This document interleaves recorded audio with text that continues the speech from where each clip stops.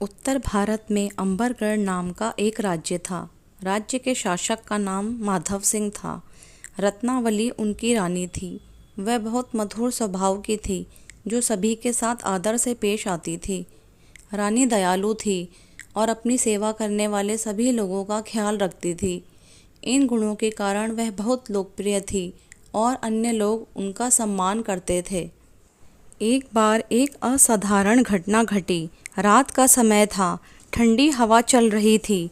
वह छत के ऊपर टहलना चाहती थी और ऊपर चली गई।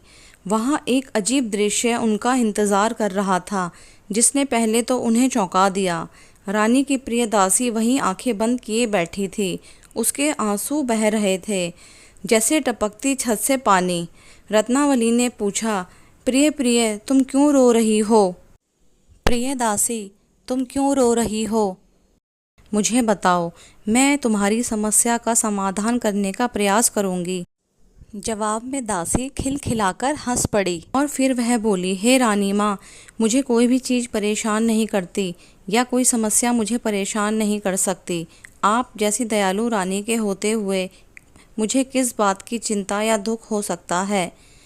तो तुम इस रात में क्यों रो रही हो? रानी, मैं किसी समस्या या दुख के कारण आंसू नहीं बहा रही हूँ। मैं खुशी के लिए रोती हूँ। मेरे द्वारा बहाए गए ये आंसू मेरे अंदर के मोती हैं, खुशी हैं। ये मेरी खुशी के लिए बहते हैं। दासी ने संतोष की मुस्कान के साथ कहा। रानी ने आश्चर्य से पूछा, अविश्वसनीय, तुम्हारा मतलब है कि तुम खुशी के लिए रो रही हो? मैंने सोचा था कि आंसुओं का मतलब केवल दुख है। मुझे बताओ, तुम्हारी इतनी गहरी खुशी का कारण क्या है, जो खुद को खुशी के आंसुओं के साथ व्यक्त करती हैं? इसका रहस्य क्या है? हे रानी माँ, यह ईश्वर के प्रति प्रेम होने की खुशी है, सर्वशक्तिमान से प्रार्थनाओं का सार। ये आंसू उसका आशीर्वाद है।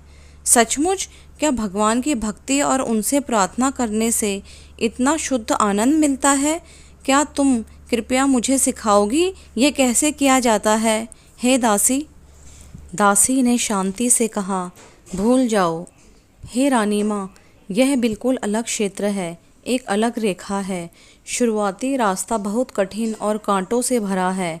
आप इसका इलाज नहीं कर पाएंगी। विलासिता के जीवन की आदत है। जैसी आप हैं, समाज रास्ते में रोड़े अटकाता है, अपने ही दुश्मन बन जाते हैं। तुम रानी ही बनी रहो तो बेहतर है। लेकिन रानी के विचार कुछ और ही थे। वह ईश्वर की राह पर चलने का मन बना रही थी। उसे सांसारिक इच्छाओं और विलासिताओं की निरर्थकता का एहसास हो रहा था। अंदर की खुशी और भी आकर्षक लग रही थी। वह बदल गई थी। रानी धार्मिक हो गई। वह अब एक शाही भिक्षुणी की तरह रह रही थी। फिर कुछ पवित्र लोग शहर में उतरे। रत्नावली को उनके उपदेश सुनने की इच्छा हुई, परंतु दासी ने रानी को सावधान किया और दासी ने रानी से कहा, भगवान के लोगों के लिए यह स्थान बुरा नहीं है, लेकिन आपके वहाँ जाने से लोगों की भौहें तन सकती हैं। लोग अप्रिय बातें करेंगे, अफवाहें शुरू हो जाएंगी। हो सकता है कि जनता इसे स्वीकार ना करे। बहुत सारी समस्याएं हैं। रानी अपने निजी मंदिर में गई और प्रार्थना की, हे भगवान, मैं आपकी विनम्र सेवक हूँ। रानीत्व एक सांसारिक चीज़ है। मैं आपकी पूर्णकालिक भक्त बनना चाहती हूँ। मुझे शक्ति दें। और रानी अपनी दासी समेत पवित्र लोगों की मंडली में गई। उन्होंने भगवान के बारे में संत महात्माओं से बात की और सामूहिक प्रार्थना में भाग लिया।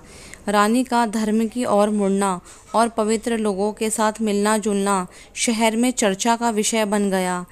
राजा माधव सिंह इस दौरान राजधानी में नहीं थे। मंत्री ने राजा को पत्र लिखकर बताया कि रानी महल में रहने के बजाय संत महात्माओं की मंडली में अपना समय बिता रही हैं। पत्र ने राजा को क्रोधित कर दिया। वह अपनी रानी को कोसने लगा। वहां उपस्थित राजकुमार ने अपने पिता से कहा, पिताजी, क्रोधित मत होइए, माँ कोई गलत काम नहीं कर रही।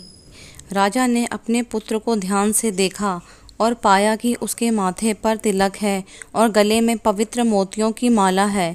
इससे राजा और भी क्रोधित हो गया। वह अपने बेटे पर गुर्राया, मेरी नज़रों से दूर हो जाओ। कुछ दिनों बाद राजा माधव सिंह राजधानी लौट आए। ईर्ष्यालु लोगों ने रानी और उसके हालिया व्यवहार के बारे में बहुत सारी बुरी और भद्दी बातें कहीं। राजा के क्रोध की सीमा न रही। उन्होंने अपने मंत्रियों से परामर्श किया और इस निष्कर्ष पर पहुँचे कि रानी मृत्युदंड की पात्र है। कुछ लोगों ने राजा को सलाह दी कि रानी को दंड देने से प्रजा पर बुरा प्रभाव पड़ेगा। राजा ने कहा, कोई चतुराई भरा तरीका सोचो। एक साजिश रची गई। विचार यह था कि रानी के कक्ष के दरवाजे पर एक पिंजरा रखा जाएगा जिसके अंदर एक भूखा शेर हो। भूखा शेर अवश्य ही रानी को मारकर खा जाएगा। बाद में यह दावा करने की योजना बनाई गई कि लापरवाह नौकर ने गलती से पिंजरे का दरवाज़ा खोल दिया और हादसा हो गया। राजा ने षड्यंत्र को मंजूरी दे दी।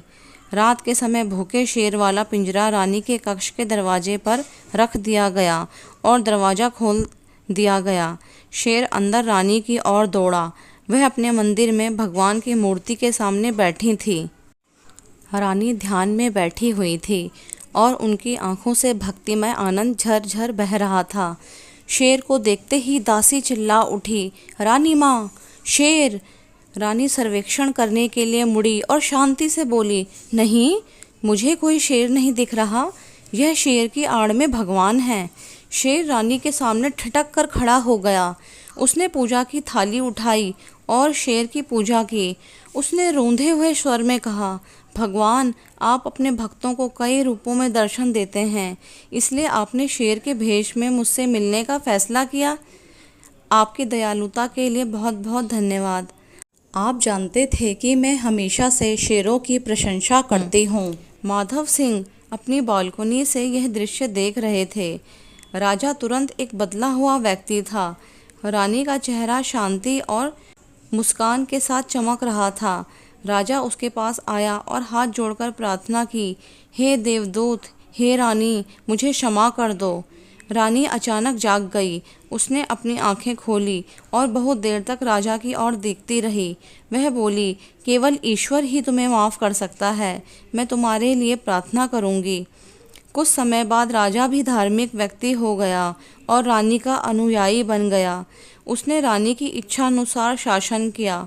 पूरा राज्य धर्म की ओर उन्मुख हो गया और लोग शांतिपूर्ण और पवित्र जीवन जीने लगे। इस कहानी से हमें यह शिक्षा मिलती है कि ईश्वर महान है और धर्म की राह पर चलने वाले लोगों को वह हर संकट से बचाते हैं।